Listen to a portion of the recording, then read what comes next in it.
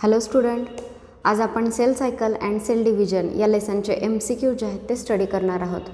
So याच्यामध्ये या टॉपिकमध्ये आपण अमायटोसिस, मायटोसिस आणि मिओसिस ह्या सेल डिव्हिजनच्या 3 मेथड ज्या आहेत त्या डिटेल स्टडी केलेल्या आहेत. आणि सेल सायकल जी आहे तिचे मेन 2 फेजेस इंटरफेज आणि एम फेज ह्या दोन्ही फेजेस आपण व्यवस्थित स्टडी केलेले आहेत. तर हे कंटेंट पहिल्यांदा तुम्हाला NCERTमधून रीड करायचं आहे आणि त्यानंतरच तुम्ही ही सेल सायकलचे जे क्वेश्चन्स आहेत ते त्याचे ॲन्सर्स तुम्ही देऊ शकणार आहे. सो आता याच्यामध्ये क्वेश्चन्स पाहताना आपण वेगवेगळ्या पार्टवरती पाहणार आहोत. म्हणजे सगळ्यात फर्स्ट सेक्शन जो आहे तो सेल सायकलचा आहे. मग सेल सायकलमध्ये एम फेज आणि इंटरफेज ह्या 2 फेजेस येतात. तर त्या फेजेस व्यवस्थित रीड करायच्या, त्याच्यावरती हे सुरुवातीचे क्वेश्चन असणार आहेत. त्यानंतरचे नेक्स्ट क्वेश्चन आपण मायटोसिसवरती पाहणार आहोत आणि मायटोसिस नंतर फायनली मिओसिसवरती.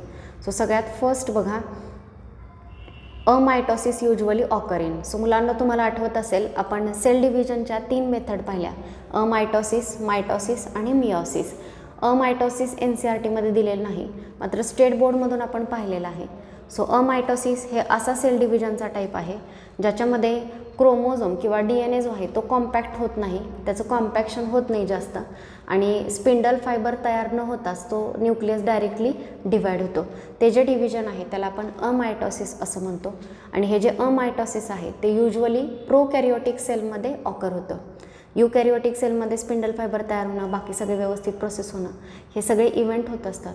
सो अमायटोसिस जे आहे ते शक्यतो प्रोकॅरियोटिक सेलमध्ये होतं. सेकंड बघा क्वेश्चन. सो पहिल्याचं करेक्ट आन्सर आहे बी. दुसरा, which one is the correct sequence of cell cycle.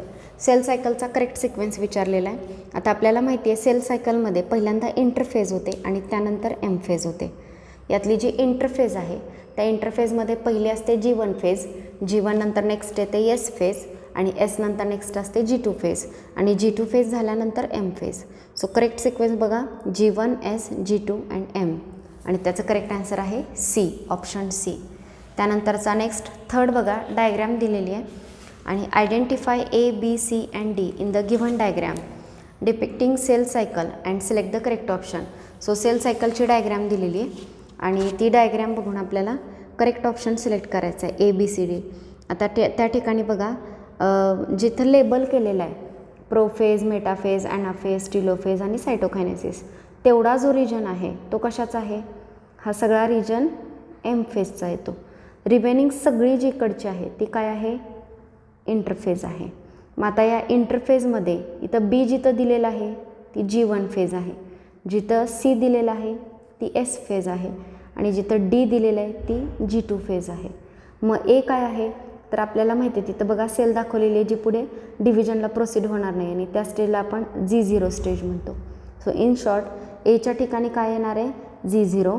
त्यानंतर नेक्स्ट बी म्हणजे काय आहे? तर G1, C म्हणजे S आणि G2. So G0, G1, S आणि G2 हे असं असलं पाहिजे. सो करेक्ट ऑप्शन येतो आहे ए, G0, G1, S आणि G2. फोर्थ क्वेश्चन बघा, yeast cell divides once in approximately every. Yeast सेलला डिव्हिजनसाठी किती वेळ लागतो अप्रॉक्सिमेटली हे विचारलेलं आहे. हे स्टेटमेंटसुद्धा NCERTमध्ये दिलेलं आहे. ते स्टेटमेंट तुम्हाला लक्षात ठेवायचं आहे. ईस्ट सेलच्या डिव्हिजनला 90 मिनिट्स लागतात. सो ऑन ॲन ॲव्हरेज 1.5 आवरमध्ये एक ईस्ट सेल 2 पार्टमध्ये डिवाइड होते. So correct option is A. फोर्थचं करेक्ट आहे ए. फिफ्थ क्वेश्चन बघा, human cell culture shows cell cycle to be completed in approximately. Human cell कल्चरमध्ये सेल सायकल कंप्लीट होण्यासाठी approximately किती वेळ लागतो? सो ऑप्शन दिलेत 42 hours, 24 hours, 24 minutes, 24 second. So human बिंगची जी सेल आहे तिला डिवाइड होण्यासाठी किंवा एक सेल सायकल कंप्लीट होण्यासाठी ऑन ॲन ॲव्हरेज 24 आवर्स एवढा टाईम लागतो. Next, which phase occupies the maximum part of cell cycle. कोणत्या फेजमध्ये maximum part of cell cycle carry out होतो? Mitotic phase, meiotic phase, interphase आणि सायटोकायनेसिस. सो आपण cell cycle पाहिलेलं आहे. Sale सायकलच्या किती फेजेस असतात? 2, इंटरफेज आणि एम फेज. ओके, इंटरफेजमध्ये कोणत्या फेजेस येतात? G1 फेज, S फेज आणि G2 फेज. वरती डायग्रॅम आहे, तुमच्या लक्षात येईल की मॅक्झिमम एरिया जो आहे तो कोणी ऑक्युपाय केलेला आहे? इथपासून बघा ही सगळी इंटरफेज आहे. सो मॅक्झिमम पार्ट कोणासाठी लागतो? इंटरफेससाठी लागतो. सो आता इथं ऑप्शन काय दिलेले आहेत बघा. फर्स्ट मायटॉटिक फेज ती खूप कमी वेळ चालते. मायटॉटिक फेज जी आहे ती इथून एवढी, ही जी आहे ती मायटॉटिक फेज, सो कमी पार्ट लागतो.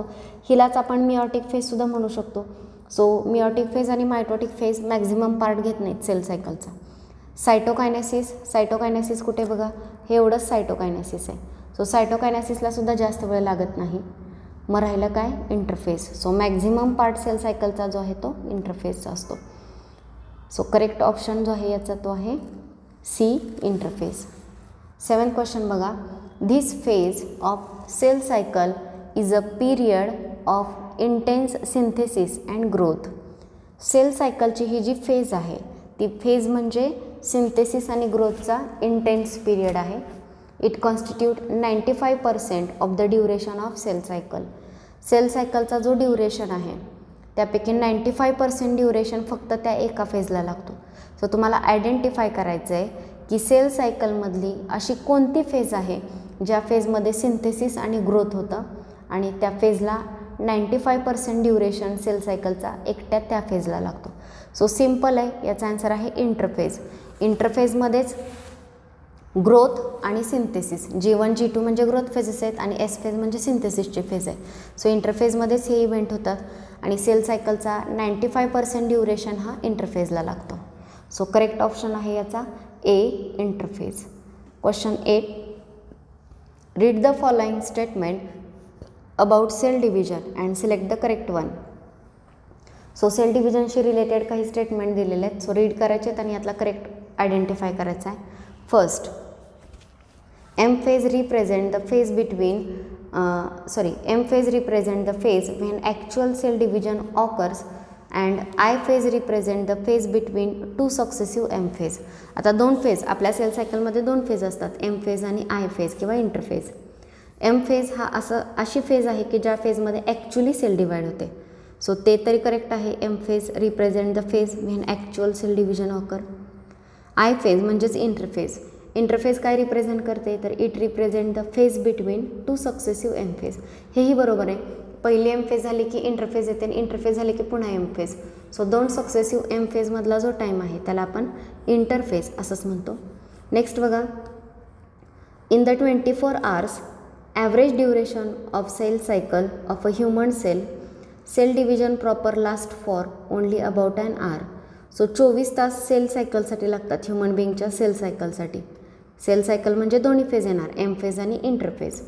तर या पूर्ण सेल सायकलसाठी 24 hours लागतात. तर याच्यामध्ये ॲक्च्युअल सेल डिव्हिजन किती वेळासाठी लास्ट होतं तर फक्त 1 hourसाठी. बाकी 23 तासांचा वेळ जो आहे तो इंटरफेजनीच घेतलेला आहे. सो हे सुद्धा स्टेटमेंट करेक्ट आहे. Next, M phase constitute more than 95% of duration of cell cycle. M फेजला एवढा वेळ लागत नाही, हा 95% ड्युरेशन जो आहे तो इंटरफेजला लागतो. सो हे चुकीचं स्टेटमेंट आहे. करेक्ट कोणते आहेत, फर्स्ट आणि सेकंड. सो 8चा करेक्ट ऑप्शन येतो आहे A. Next 9th question. Which of the following phases of the cell cycle is not part of interphase.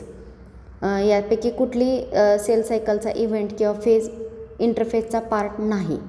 S phase इंटरफेजमध्ये येतं, G1 फेज ते सुद्धा इंटरफेजमध्ये येतं. G0 असं आपण इंटरफेजमध्ये पाहिलेलं नाही, पण एम फेज कंप्लीट झाल्यानंतर सेल जर पुन्हा कधी डिवाइड होणार नसेल तर ज्या रेस्टिंग फेजमध्ये जाते तिला आपण G0 फेज म्हणतो. सो G0 सुद्धा एम फेजचा पार्ट नाही आहे, म्हणजेच ती इंटरफेजचा पार्ट आहे. आणि शेवटची आहे एम फेज. यातली एम फेज जी आहे ती इंटरफेजचा पार्ट नाही आहे, ती सेपरेट फेज आहे.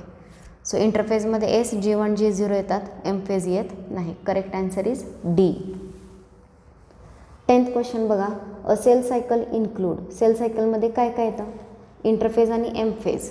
इंटरफेजमध्ये काय येतं मुलांना, G1 फेज, एस फेज आणि G2 फेज. आणि ह्या इंटरफेज संपल्यानंतर काय सुरू होणार आहे, एम फेज. तर बरोबर आहे, इंटरफेज आणि एम फेज मिळूनच सेल सायकल तयार होते. दुसरं ऑप्शन का चुकीचं आहे बघा. प्रोफेज, मेटाफेज, ॲनाफेज आणि टिलोफेज म्हणजे सेल सायकल आहे का, नाही. हे फक्त एम फेजमधल्या कॅरिओकायनेसिसच्या स्टेजेस आहेत. हे 4 इव्हेंट झाले म्हणजे सगळी सेल सायकल झाली असं होत नाही. थर्ड ऑप्शन G1, S आणि G2 फेज म्हणजे पण सेल सायकल नाही आहे. G1, S आणि G2 झालं तर ग्रोथ आणि सिंथेसिस झालं आहे. सेल अजून डिवाईड झालेलं नाही आहे 2 पार्टमध्ये. सो सेल सायकल तिथंही कंप्लीट होत नाही आहे. आणि लास्ट कॅरिओकायनेसिस अँड सायटोकायनेसिस. कॅरिओकायनेसिस आणि सायटोकायनेसिस हे एम फेजचे 2 पार्ट आहेत. मग तेवढं होणं म्हणजे सेल सायकल होणं असं होत नाही. सेल सायकल कधी झाली म्हणायचं, जेव्हा कंप्लीट इंटरफेज होईल आणि इंटरफेज झाल्यानंतर एम फेज दोन्ही इव्हेंट होतील तेव्हा सेल सायकल कंप्लीट होणार आहे. सो याचं करेक्ट आन्सर येतं आहे A. Cell cycle includes interphase and M phase. 11th, in which stage DNA replication take place. यापैकी कोणत्या स्टेजमध्ये DNA रेप्लिकेशन होतं. सो आपल्याला माहिती आहे, आपण व्यवस्थित फेजेसचे कॅरेक्टरिस्टिक लर्न केलेले आहेत की G1मध्ये काय होतं, एसमध्ये काय आणि G2मध्ये काय. सो एस फेजमध्ये DNA जो आहे तो रेप्लिकेट होतो. त्या फेजला सिंथेसिस फेज त्याचमुळे म्हटलं जातं, कारण त्या फेजमध्ये DNA सिंथेसाइज होतं. त्यानंतरचा नेक्स्ट क्वेश्चन बघा. सो 11th क्वेश्चनचा करेक्ट आन्सर येते C, S phase. Next 12th बघा. Synthesis of histone protein occurs in. सगळ्यात फर्स्ट हिस्टोन प्रोटीन म्हणजे काय कळलं पाहिजे. तर बघा, हिस्टोन प्रोटीन काय आहे, तर याच्यामध्ये हे एक स्फेरिकल प्रोटीन आहे जे 8 प्रोटीनचा ऑक्टोमर, हे 4 दाखवलेत असे 4 पलीकडे असतात. सो असा 8 प्रोटीनचा ऑक्टोमर तयार होतो आणि या ऑक्टोमरच्या बाजूला DNA वाइंड होतो आणि एकदम टाईटली कॉम्पॅक्ट पॅक होत असतो. आता मला सांगा, DNAचं पॅकिंग का करतो आपण, तर डिस्टिंक्ट क्रोमोझोम तयार व्हावा आणि एकदम व्यवस्थित डिव्हिजन व्हावं न्यूक्लियसचं, त्यासाठी. मग आता हा जो हिस्टोन आहे जो पॅकिंगसाठी लागतो आहे तो कोणत्या फेजमध्ये तयार होत असेल. आता ऑप्शन बघा. G1 फेजमध्ये लगेचच तयार होत नाही, कारण अजून DNA रेप्लिकेटच झालेलं नाही. DNA रेप्लिकेट कुठे होणार आहे, एस फेजमध्ये. पहिली G1 आहे, G1 नंतर एस आहे. सो अजून DNA रेप्लिकेट झालेलं नाही, त्यामुळे हिस्टोन प्रोटीन लगेच तयार होत नाहीत. ओके, सो G1मध्ये होणार नाहीत. त्यानंतर G0 ही रेस्टिंग फेज आहे, तिथं काही DNA कॉम्पॅक्शन होणार नाही आहे. सो त्यामुळे G0 पण येणार नाही. आणि ॲनाफेज म्हणजे ती एम फेज कॅरिओकायनेसिसमधली फेज झाली, त्या ठिकाणी ऑलरेडी सेल डिव्हिजनसाठी प्रोसीड झालेली आहे. एवढ्या उशिरासुद्धा हिस्टोन प्रोटीन तयार होत नाहीत. सो हिस्टोन प्रोटीन कधी तयार झाले पाहिजेत, तर डिव्हिजनच्या आधी, न्यूक्लिअर डिव्हिजनच्या आधी झाले पाहिजेत, म्हणजेच प्रोफेज, मेटाफेज, ॲनाफेज सुरू होण्याआधी. आता तसा ऑप्शन येत नाही, म्हणजे ॲक्च्युअल हिस्टोन प्रोटीन तयार होण्याचं काम G2 फेजमध्ये होतं. पण आता हे जे G2 फेज आहे ते याच्यामध्ये ॲन्सर दिलेलं नाही. सो या ठिकाणी या करेक्ट ॲन्सर येणार आहे इंटरफेज. सो हिस्टोन प्रोटीनचं सिंथेसिस जे आहे ते एस फेजमध्ये G2 फेजमध्ये होतं. सो तो ऑप्शन नाही आहे. सो त्यासाठी आपण इथे इंटरफेज हा ऑप्शन सिलेक्ट करणार आहोत. सो 12th करेक्ट आहे B. Next 13, select the incorrect statement regarding S phase of interphase. इंटरफेजमधल्या एस फेजशी रिलेटेड इनकरेक्ट स्टेटमेंट ओळखा. आता बघा, first thing, it occur between G1 and G2. S phase जी आहे ती G1 आणि G2 याच्यामधली फेज आहे, करेक्ट आहे. एस फेज G1 आणि G2 यांच्यामध्येच येते. Second, DNA replicates in the nucleus in this phase. या फेजमध्ये न्यूक्लियसमध्ये DNA रेप्लिकेट होतो, बरोबर आहे. एस फेजमध्येच DNA रेप्लिकेट होतो. Next, centriole duplicate in the cytoplasm. According to NCERT हे सुद्धा करेक्ट आहे. एस फेजमध्येच सेंट्रिओल डुप्लिकेट होतो. आणि लास्ट बघा, as DNA double number of chromosome also double.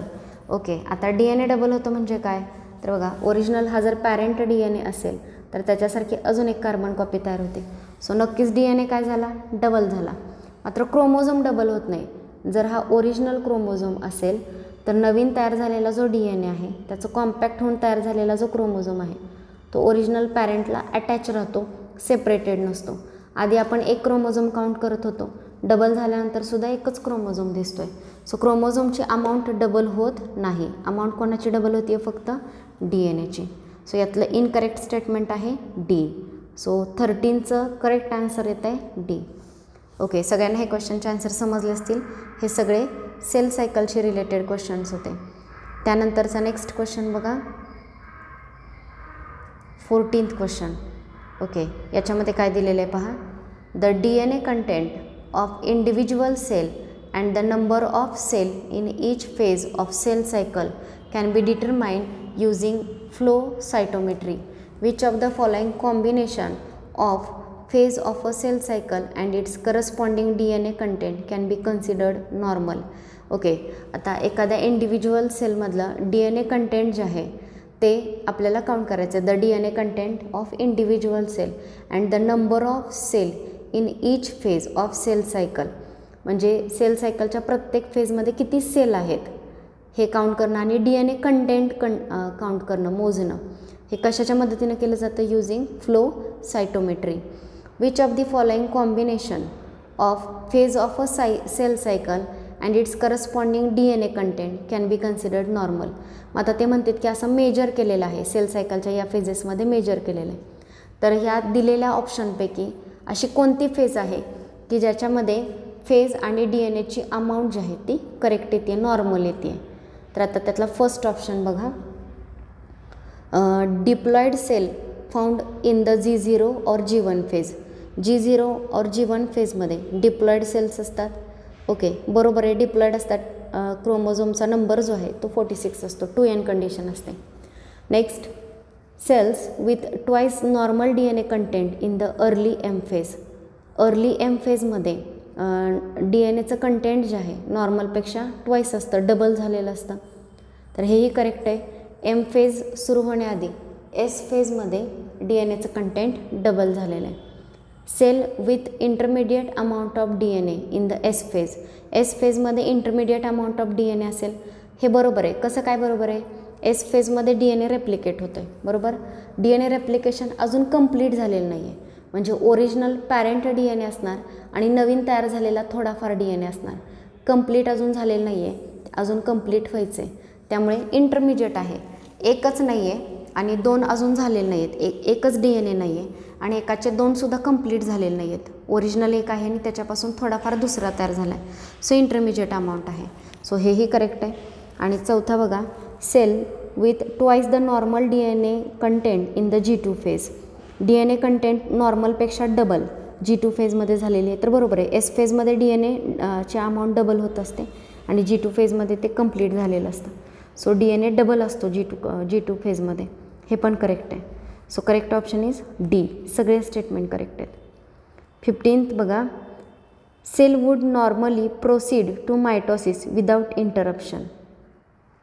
Okay, आता त्यांना असं विचारायचं आहे की सेल सायकलमधली ही फेज झाली की सेल कंपल्सरी मायटोसिससाठी प्रोसीड होणारच. ओके, काही फेज अशा आहेत, म्हणजे फॉर एक्झाम्पल G1 फेज झाली तर तिथून पुढे सेल डिव्हिजनला प्रोसीड होईलच असं काही गॅरंटीड सांगता येत नाही. मात्र अशी फेज आहे की ती फेज झाल्यानंतर सेल कंपल्सरी मायटोसिससाठी प्रोसीड होतेच. ती कोणती बघा, फर्स्ट आहे ए ऑप्शन आहे, once it has entered the S phase, once it has entered the G2 phase, at any time during cell division activity and none of this. तर याच्यामध्ये एकदा sale जर S फेजमध्ये एंटर झाली, S फेजमध्ये enter झाली म्हणजे DNA काय होणार आहे? रेप्लिकेट व्हायला सुरुवात होणार आहे, DNA डबल होणार आहे. एकदा DNA जर डबल झाला तर डबल झालेला DNA 2 सेलमध्ये डिवाईड होणं गरजेचं असतंच. त्यामुळे सेल कंपल्सरी पुढे मायटोसिस दाखवतेच. ओके, सो जेव्हा सेल G1 फेजमध्ये असते तोपर्यंत ग्रोथ फेज चालू आहे, तिथून पुढे ग्रोथ फेज संपून डिव्हिजन होईलच असं काही सांगता येत नाही. मात्र एकदा जर सेल S फेजमध्ये एंटर झाली तर S फेजमध्ये DNA डबल होणार आहे आणि तो डबल झालेला DNA 2 सेलमध्ये इक्वली डिवाईड करण्यासाठी कंपल्सरी मायटोसिस होतच विदाऊट इंटरप्शन. G1 नंतर कदाचित इंटरप्ट होऊ शकते, मात्र एकदा S फेजमध्ये एंटर झाली की मग इंटरप्ट होत नाही. So correct is A. 16 बघा, the cell that do not divide further exit G1 phase to enter and inactive stage called dash dash of the cell cycle. हे तुम्हाला माहिती आहे की आता एखादी सेल पुन्हा डिवाईड होणार नाही आहे कधीच आणि ते एका इनॅक्टिव्ह स्टेजमध्ये जाणार आहे. आपण जरी इनॅक्टिव्ह म्हणत असलो तरी तिथं सेल मेटाबॉलिकली ॲक्टिव्ह असते, मात्र डिव्हिजनच्या अँगलने ती सेल आता पुन्हा कधी डिवाईड होणार नाही. असं जर झालं तर ती कोणती स्टेज आहे? तर तिला आपण G0 स्टेज म्हणतो. सो सेल जेव्हा इनॅक्टिव्ह होती आणि फर्दर ती कधीच डिवाईड होणार नाही असं जर असेल तर ती G0 क्विसंट स्टेजमध्ये एंटर करते. सो 16चं करेक्ट आहे डी. 17 बघा, which of the following statement is correct. ह्यातलं करेक्ट स्टेटमेंट कोणतं आहे ते आयडेंटिफाय करायचं आहे. First, animal can show mitotic division in both haploid and diploid cell. Animal जे आहे ते मायटोटिक डिव्हिजन दोन्ही सेलमध्ये दाखवू शकतात, हॅप्लॉइड आणि डिप्लॉइड सेलमध्ये. स्टेटमेंट करेक्ट आहे का? तर रॉंग आहे. मायटोटिक डिव्हिजन जे आहे ॲनिमलच्या बाबतीत फक्त डिप्लॉइड सेलमध्ये होतं. असे काही प्लांट्स आहेत ज्या प्लांट्समध्ये हॅप्लॉइड डिप्लॉइड दोन्ही सेलमध्ये मायटॉसिस दाखवलं जातं. ॲनिमल्समध्ये मात्र डिप्लॉइड सेलमध्येच मायटोटिक डिव्हिजन होतं.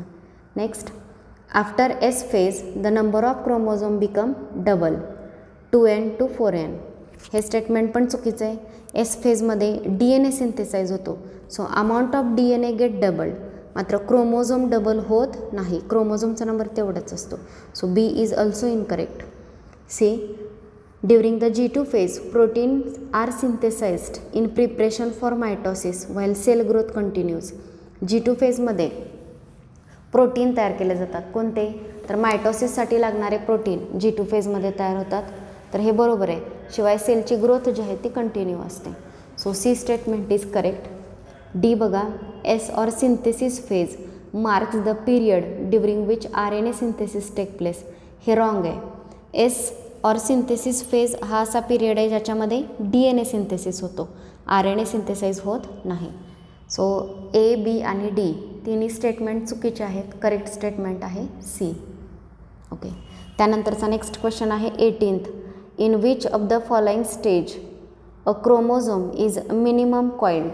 कोणत्या स्टेजमध्ये मिनिमम कॉइल्ड असतो, जास्त तिचं कॉम्पॅक्शन झालेलं नसतं. ओके, आयडेंटिफाय करायची की कोणत्या फेजमध्ये मिनिमम कॉइलिंग झालेलं आहे. इंटरफेज, मेटाफेज, प्रोफेज आणि ॲनाफेज. सो मुलांनो, ॲनाफेज, प्रोफेज आणि मेटाफेज ह्या सगळ्या एम फेजच्या सब पार्ट्स आहेत. त्या फेजेसमध्ये क्रोमोझोमचं कॉम्पॅक्शन झालेलंच असतं, क्रोमोझोम कॉइलिंग झालेलंच असतो. इंटरफेजमध्ये जिथं G1, S आणि G2 सुरू आहे तिथं क्रोमोझोमचं कॉइलिंग झालेलं नसतं. कॉइलिंग कधी सुरू होतं? प्रोफेजमध्ये सुरू होतं. सो इंटरफेजमध्ये जो आहे तो क्रोमोझोम मिनिमम कॉइल्ड असतो, अनवाइंड झालेला असतो. नेक्स्ट आहे, which of the following statement is correct regarding G0 phase. G0 फेजशी रिलेटेड कोणतं स्टेटमेंट करेक्ट आहे? First, mitogen are present in G0 phase. G0 फेजमध्ये मायटोजन जे आहेत ते प्रेझेंट असतात. त्यानंतर नेक्स्ट आहे, mitogen are present but energy rich compound are absent. Mitogen present असतात मात्र एनर्जी रिच कंपाऊंड ॲबसेंट असतात. त्यानंतरचा नेक्स्ट बघा, both mitogen and energy rich compound are present. Mitogen आणि एनर्जी रिच कंपाऊंड दोन्हीही प्रेझेंट असतात. आणि लास्ट आहे, neither mitogen nor energy rich compound are present. Okay, तर या 4 स्टेटमेंटमधलं G0 या फेजशी रिलेटेड कोणतं स्टेटमेंट करेक्ट आहे हे विचारलेलं आहे. तर याच्यामध्ये ऑप्शन डी जो आहे, neither mitogen nor energy rich compound are present, दोन्हीही प्रेझेंट नाही, हे लास्ट स्टेटमेंट करेक्ट आहे. आता कसं बघा. ओके, आता बघा, मायटोजन जो आहे, मायटोजन म्हणजे काय तर स्मॉल प्रोटीन किंवा पेप्टाईड मॉलिक्यूल आहे. स्मॉल प्रोटीन कन्सिडर करा. तर हा जो स्मॉल प्रोटीन आहे याच्यामुळे मायटॉसिस जे आहे ते स्टिम्युलेट होतं किंवा मायटॉसिस जे आहे ते इनिशिएट होतं त्या मायटोजनमुळे. जर सेल G0 या फेजमध्ये असेल तर मायटोजन असण्याचा प्रश्न येत नाही, कारण ती सेल डिवाईड होणारच नाही आहे. सो त्या सेलमध्ये मायटोजन नसतात आणि एनर्जी रिच कंपाऊंडसुद्धा त्या सेलमध्ये प्रेझेंट नसतात. सो करेक्ट आहे डी ऑप्शन. सो आत्तापर्यंतचे आपण जे 19 क्वेश्चन स्टडी केले हे सगळे सेल सायकलशी रिलेटेड होते. यानंतर नेक्स्ट जे आपण क्वेश्चन पाहणार आहोत मायटोसिस आणि त्याच्यामध्ये झालेले जे काही इव्हेंट आहेत त्या इव्हेंटबद्दलचे नेक्स्ट क्वेश्चन असणार आहेत. सो बघा, best material for studying mitosis in laboratory is. आपल्याला जर लॅबोरेटरीमध्ये मायटोसिस स्टडी करायचं असेल तर त्यासाठी आपण कोणतं मटेरियल सिलेक्ट करतो? तर त्यात फर्स्ट आहे leaf tip, shoot tip, root tip आणि गॅमेट. तर शक्यतो मायटोसिस हे स्टडी करण्यासाठी गॅमेट नाही सिलेक्ट केलं जात. रूट टिप, आता टिपचा पार्ट सिलेक्ट केला जातो प्लांटमधला, कारण आपल्याला माहिती आहे मेरिस्टेमॅटिक टिश्यू टिप रिजनमध्ये असतो आणि त्याच्यामध्येच काय होत असतात, सेल डिव्हिजन होत असतं, मायटोसिस होत असतं. रूट टिपच्या ज्या सेल आहेत त्या फास्ट डिवाईड होतात किंवा मायटोसिस दाखवतात. सो आपल्याला जर मायटोसिस स्टडी करायचं असेल लॅबोरेटरीमध्ये तर शक्यतो रूट टिप जे आहेत ते सिलेक्ट केले जातात, त्यांच्यामधलं मायटोसिस जे आहे ते पाहिलं जातं. सो इझिली स्टडी करण्यासाठी रूट टिप आणि स्टेम टिप जे आहेत ते बघितले जातात, ज्यात रॅपिडली डिवायडिंग सेल जे आहेत ते प्रेझेंट असतात. But most commonly root tip जे आहेत ते घेतले जातात कारण ते फास्ट ग्रो होतात. सो 20चं करेक्ट आन्सर येणार आहे सी, रूट टिप्स. यानंतरचा नेक्स्ट क्वेश्चन बघा,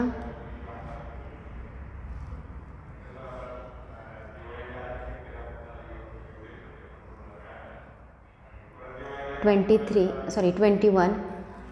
mitotic spindle is mainly composed of dash dash protein. Mitotic spindle जे आहेत ते कोणत्या प्रोटीनचे बनलेले असतात?